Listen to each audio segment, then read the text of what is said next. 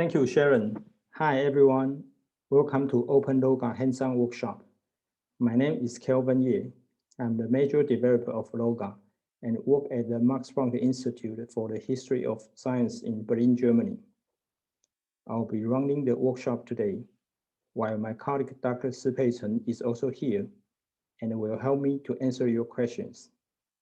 Today's workshop will focus on hands-on experience, meaning that I will demonstrate how to use various functions in LoGaRT and will give you a chance to practice.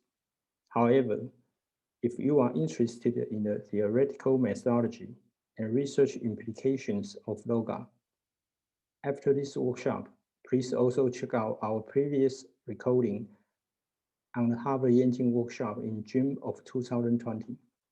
We will input the link in the chat box in a minute. This is today's outline. I will start by giving you an introduction of Open LoGaRT. After that, I will break down the demonstration into 5 hands-on sessions. Within a session, I will first introduce a set of functionalities, and then you will have time to try it yourself. If you have any questions, you can ask in the chat box. At the end, we'll leave some time for general Q&A.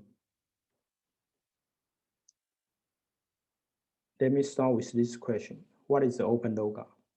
To answer that, I have to answer the second question. What is LoGaRT? And to answer that, I probably should start with what are the Chinese local gazetteers? What are Chinese local gazetteers? Local gazetteers, 地方志, are the main genre in historical China for recording local knowledge. They are cumulative records about a territorial unit in book format, mostly compiled by local government.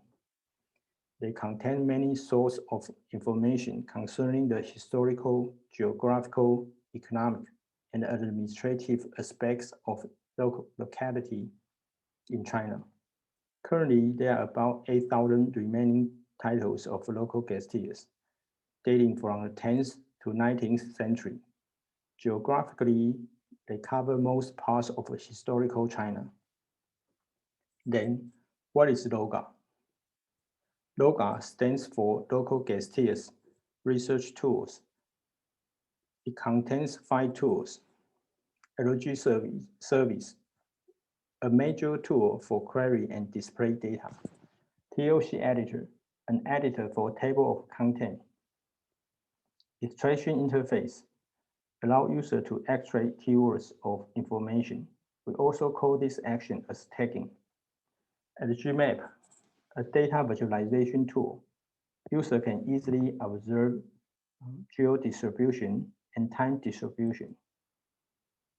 CHMap, another GIS mapping tool with images displaying and a spatial modern scaled layer integration. What can you do exactly with these technical tools for your research? The core concept of LoGaRT is to help you to use the digital gazetteer as a database to help answering your research question. The first step is normally collect and analyze data across gazetteers, time, and space. In LoGaRT, there are 2 ways to collect data across gazetteers: search and tagging. Once you have collected a data set, LoGaRT provides virtual and statistical analytics tools to help you quickly grasp an overview of your data. This is often called distant reading in digital humanities. The nice thing is you can easily switch between distant and close reading back and forth in LoGaRT. So that is LoGaRT. Finally, what is Open LoGaRT? LoGaRT is a software and it can be attached to any digital collection of local gazetteers.